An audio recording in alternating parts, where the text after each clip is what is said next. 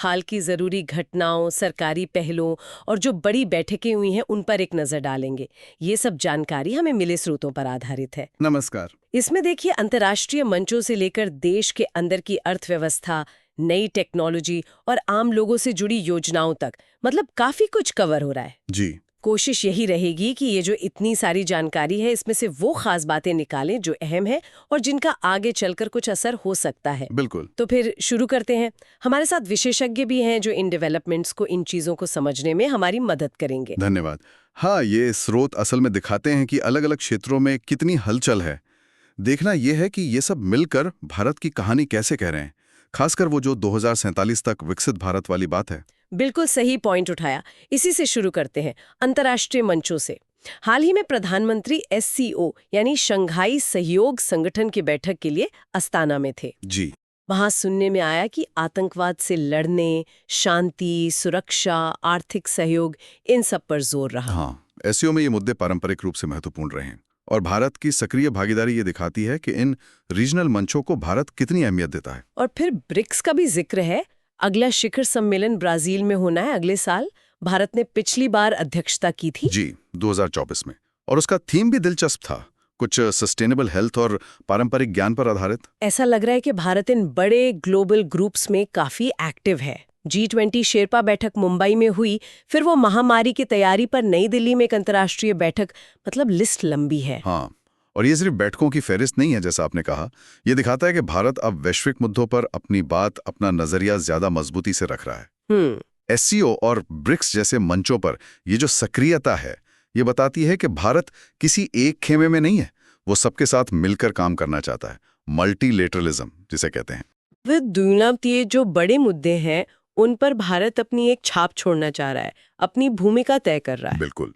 चाहे वो सुरक्षा हो, अर्थव्यवस्था हो या फिर स्वास्थ्य, शिक्षा, जैसे आपने वाराणसी के युवा आध्यात्मिक शिखर सम्मेलन का जिक्र किया। हाँ, उसके जो स्तंभ थे, शिक्षा, उद्यमिता, नशे के खिलाफ लड़ाई, शांति, पारंपरिक ज्ञान, ये दिखाते हैं कि एजेंडा कितना फैला हुआ है, सिर्फ हार्डकोर पॉलिटिक्स या इकोनॉमिक्स नहीं। सही बात है।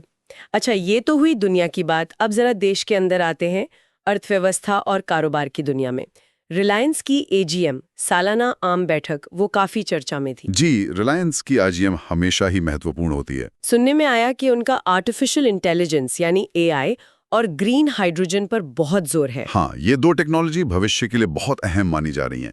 रिलायंस का इन पर फोकस करना दिखाता है कि बड़ी कॉरपोरेशंस भी राष्ट्रीय लक्ष्यों के साथ जुड़ रही हैं। और उनकी एक कंपनी का नाम भी बदला है, जियो फाइनेंशियल सर्विसेज। जी, रिलायंस स्ट्रेटेजिक होल्डिंग्स अब जियो फाइनेंशियल सर्विसेज लिमिटेड हो गई है। ये फाइनेंशियल सेक्टर में उनकी महत्वाकांक्षा दिखाता है और कुछ बड़े लक्ष्य भी रखे हैं, जैसे 2035 तक रिसाइकलिंग क्षमता बढ़ाना, करोड़ों बच्चों तक शिक्षा पहुंचाना।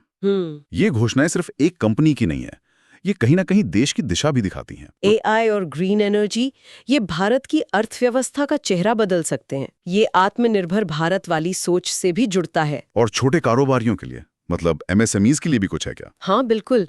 बैंक ऑफ बड़ौदा ने एक नया डिजिटल प्लेटफॉर्म लॉन्च किया है, बॉबडेल। बॉबडेल, ये क्या है? ये बेसिकली MSMEs के लिए है। उन्हें आसानी से, बिना ज्यादा कागजी कार्यवाही के, डिजिटल तरीके से लोन मिल सकेगा। 10 लाख रुपए तक का कैश क्रेडिट या ओवरड्राफ्ट, सब कुछ कॉन्टैक्टलेस, पेपरलेस। अच्छा, ये तो बहुत अच्छा कदम है। छोटे कारोबारियों को तो पैसे की जरूरत हमेशा रहती है। बिल्कुल। MSMEs हमारी अर्थव्यवस्था की रीढ़ हैं। उनको आसानी से फाइनेंस मिलेगा तो वो ग्रो करेंगे, नए रोजगार बनेंगे। और ये पूरा डिजिटल है, तो ये डिजिटल इंडिया के लक्ष्य को भी आगे बढ़ाता है। खासकर छोटे शहरों, कस्बों के उद्यमियों के लिए ये काफी फायदेमंद हो सकता है। हाँ, ये तो है। और खेती किसानी के एक्सपोर्ट का क्या हाल है? एपीडा नाम की एक संस्था का जिक्र था। जी, एपीडा, कृषि और प्रसंस्कृत खाद्य उत्पाद निर्यात विकास प्राधिकरण।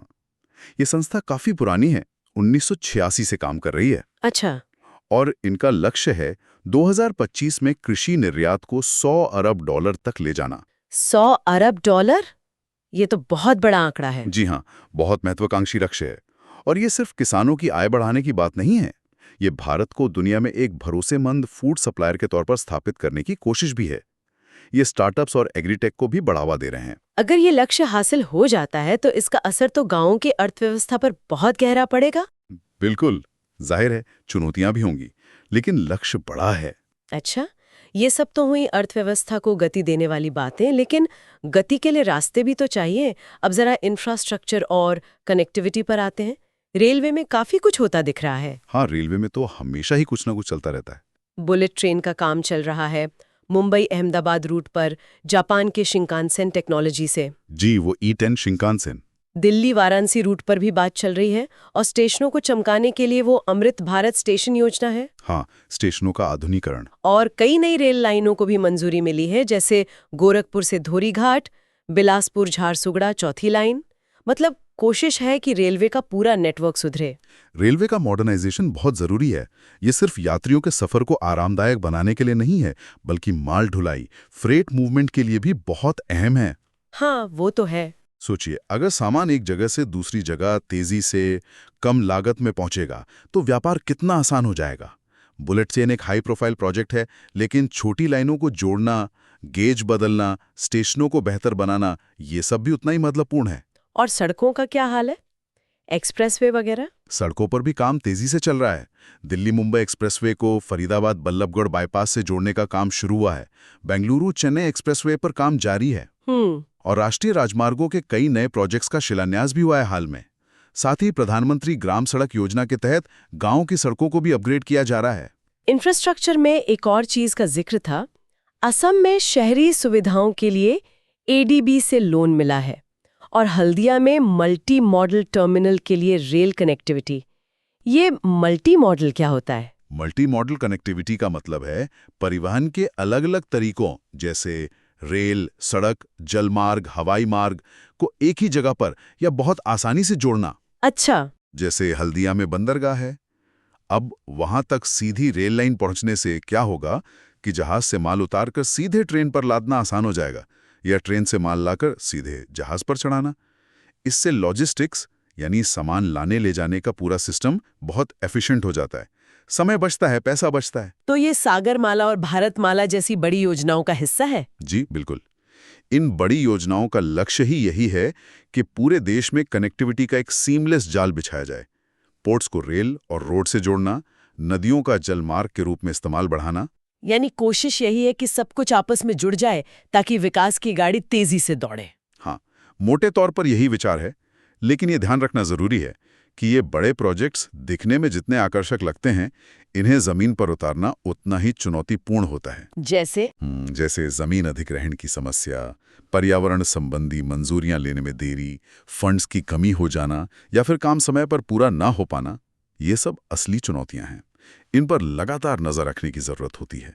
सवाल हमेशा रहता है कि क्या ये सब तय समय पर पूरा हो पाएगा? सही बात है। निगरानी और समय पर पूरा करना बहुत जरूरी है। अच्छा, अब थोड़ा रुख करते हैं टेक्नोलॉजी, विज्ञान और पर्यावरण की तरफ। AI का जिक्र बार बार आ रहा है, रिलायंस भी फोकस कर रहा है, सरकार का भी जोर है। जी, AI तो आजकल हर चर्चा का हिस्सा है। भारत का अपना AI सुपर कंप्यूटर एरावत भी है।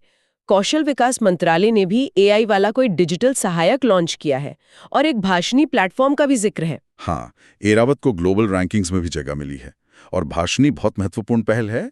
ये national language technology mission NLTM का हिस्सा है। ये क्या करता है? ये बेसिकली अलग अलग भारतीय भाषाओं के बीच रियल टाइम में अनुवाद और संवाद को आसान बनाने के लिए बनाया गया है। सोचिए, कोई व्यक्ति अपनी भाषा में कुछ बोले या लिखे और दूसरे व्यक्ति को वो उसकी अपनी भाषा में समझ आ जाए। अरे वाह, ये तो कमाल की चीज है। बिल्कुल, ये टेक्नोलॉजी का असली फायदा है। लोगों को जोड़ना, जानकारी की बाधाओं को तोड़ना। AI में शासन को बेहतर बनाने, स्वास्थ्य सेवाओं को पर्सनलाइज करने, शिक्षा को हर किसी तक पहुंचाने की अपार संभावनाएं हैं। डिजिटल इंडिया भी तेजी से बढ़ रहा है। नया IT एक्ट आने वाला है, शायद अगस्त 2025 तक। UPI में नए फीचर आ रहे हैं, 5G फैल रहा है, एक संचार मित्र योजना भी शुरू हुई है। जी, डिजिटल इंडिया का दायरा बहुत बड़ा है। ये सिर्फ इंटरनेट कनेक्शन देने तक सीमित नहीं है। इसमें डिजिटल साक्षरता बढ़ाना, ऑनलाइन सुरक्षा के बारे में जागरूकता फैलाना, सरकारी सेवाओं को ऑनलाइन उपलब्ध कराना, ये सब शामिल है। और ये संचार मित्र योजना? ये शायद डिजिटल साक्षरता और सुरक्षित इंटरनेट इस्तेमाल को बढ़ावा देने के लिए है। नया IT एक्ट भी जरूरी है, क्योंकि टेक्नोलॉजी इतनी तेजी से बदल रही है कि कानूनों को भी उसके साथ चलना होगा। डेटा सुरक्षा, ऑनलाइन सेफ्टी, एआई रेगुलेशन, ये सब बड़े मुद्दे हैं। हाँ, कानून तो साथ चलना ही चाहिए। अच्छा, टेक्नोलॉजी की बात हो रही है तो पर्यावरण का जिक्र भी जरूरी है। एक ई ट्रक प्रोत्साहन योजना शुरू हुई है, ये क्या चीज है? ये भारत की अपनी तरह की पहली योजना है जो इलेक्ट्रिक ट्रकों को अपनाने के लिए प्रोत्साहित करेगी। Electric truck? जी, लक्ष्य है 2070 तक नेट जीरो उत्सर्जन हासिल करना। मतलब हम जितना कार्बन उत्सर्जन करें उतना ही सोख भी लें या खत्म कर दें। तो ट्रांसपोर्ट सेक्टर, खासकर भारी वाहन जैसे ट्रक जो बहुत प्रदूषण करते हैं, उन्हें इलेक्ट्रिक बनाना इस दिशा में एक बड़ा कदम है। इसमें क्या मिलेगा ट्रक खरीदने वालों को? इसमें अच्छी खासी सब्सिडी का प्रावधान है। ट्रक के साइज के हिसाब से अलग अलग श्रेणियां हैं। बैटरी पर वारंटी भी है। शुरुआत दिल्ली से हो रही है, जहां पहले कुछ ई ट्रकों के लिए फंड्स भी रखे गए हैं। ये तो बहुत ही महत्वपूर्ण कदम लगता है। डीजल ट्रक तो वाकई बहुत प्रदूषण करते हैं। बिल्कुल, ये दिखाता है कि भारत क्लाइमेट चेंज को लेकर गंभीर है और सिर्फ अंतर्राष्ट्रीय मंचों पर बातें नहीं कर रहा, बल्कि जमीनी स्तर पर ठोस कदम उठा रहा है। हालांकि चुनौती बड़ी है, चार्जिंग का इंफ्रास्ट्रक्चर बनाना, बैटरी टेक्नोलॉजी को और बेहतर करना, लेकिन शुरुआत तो हो गई है। विज्ञान के क्षेत्र में भी कुछ है। जीन बैंक और लिथियम का जिक्र था। हाँ, CSIR और जीनोमिक्स इंडिया ने मिलकर एक राष्ट्रीय जीन बैंक का उद्घाटन किया है। ये भविष्य में जेनेटिक रिसर्च और बीमारियों को समझने में बहुत मददगार हो सकता है। और लिथियम? क्विबिल नाम की एक सरकारी कंपनी है, उसने अर्जेंटीना में कुछ लिथियम ब्लॉक के अधिकार हासिल किए हैं। लिथियम तो आपको पता ही है, इलेक्ट्रिक गाड़ियों की बैटरी और एनर्जी स्टोरेज के लिए कितना जरूरी है। हाँ बिल्कुल, तो ये तो आत्मनिर्भरता की दिशा में भी एक कदम हुआ। जी बिल्कुल, अगर हमें अपनी बैटरी बनाने के लिए लिथियम बाहर से कम मंगाना पड़े तो ये हमारी ऊर्जा, सुरक्षा और आत्मनिर्भरता के लिए बहुत अच्छा है। लेकिन यहाँ भी वही सवाल आते हैं, टेक्नोलॉजी का फायदा क्या सब तक पहुँच रहा है?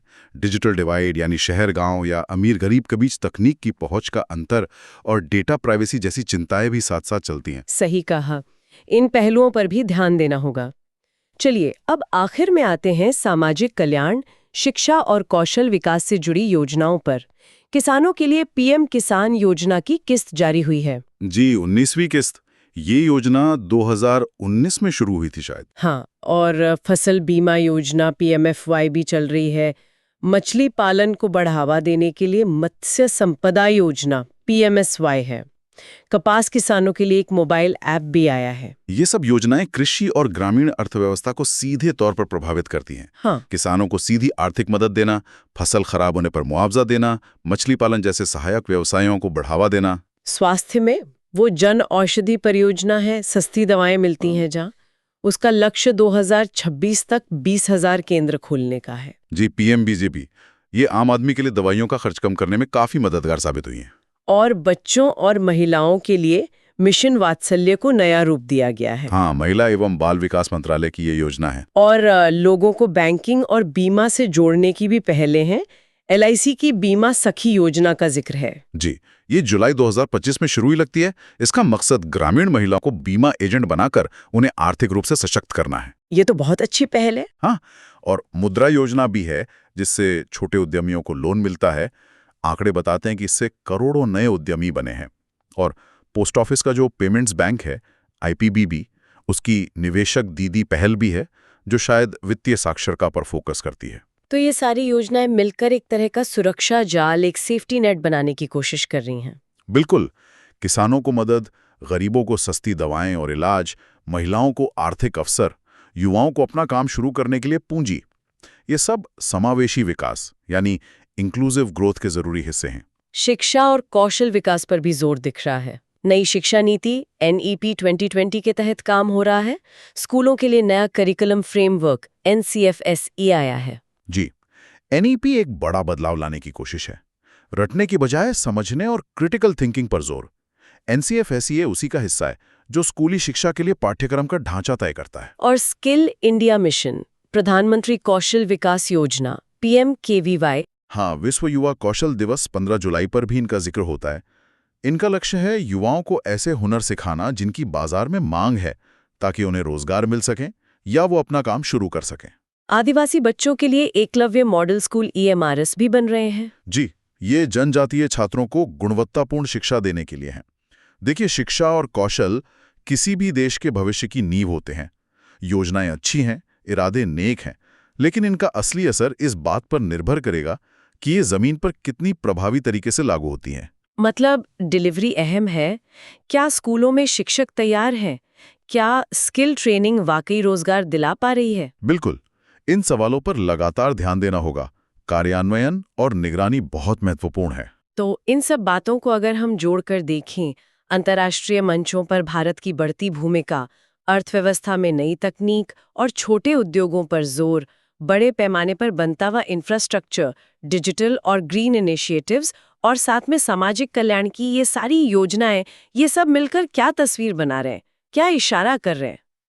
अगर इन सभी धागों को एक साथ पिरोएं तो एक मिलीजुली लेकिन काफी स्पष्ट तस्वीर उभरती है। इसमें कुछ रंग बहुत गहरे हैं।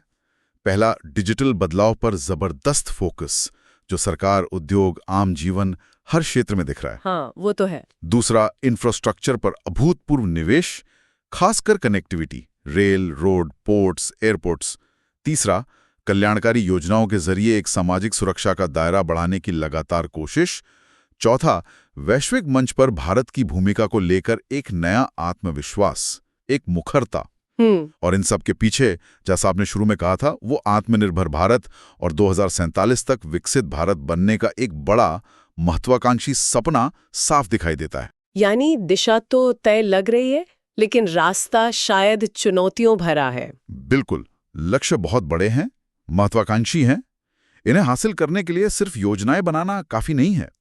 लगातार कोशिश, सही तरीके से लागू करना, बीच बीच में समीक्षा करना और जरूरत पड़ने पर योजनाओं में बदलाव या सुधार करते रहने की जरूरत होगी।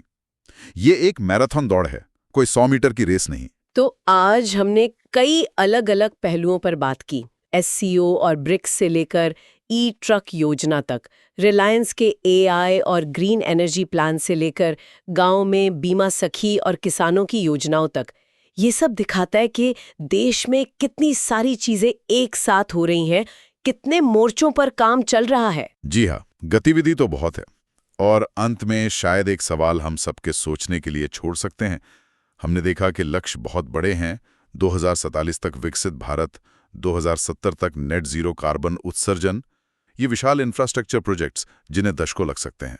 इन सबको एक साथ साधने के लिए अलग अलग मंत्रालयों, अलग अलग योजनाओं और जमीनी हकीकतों के बीच बेहतर तालमेल बिठाने के लिए, और जो रुकावटें आएंगी उन्हें दूर करने के लिए, वो कौन सी एक सबसे जरूरी चीज हो सकती है जिस पर लगातार सबसे ज्यादा ध्यान देने की जरूरत होगी। शायद इसी सवाल का जवाब हमें आगे की दिशा और स्पष्ट करेगा। बहुत ही महत्वपूर्ण सवाल। इसी विचार के साथ आज की चर्चा समाप्त करते हैं। इस जानकारी भरी यात्रा में हमारे साथ रहने के लिए धन्यवाद। अगली बार फिर मिलेंगे।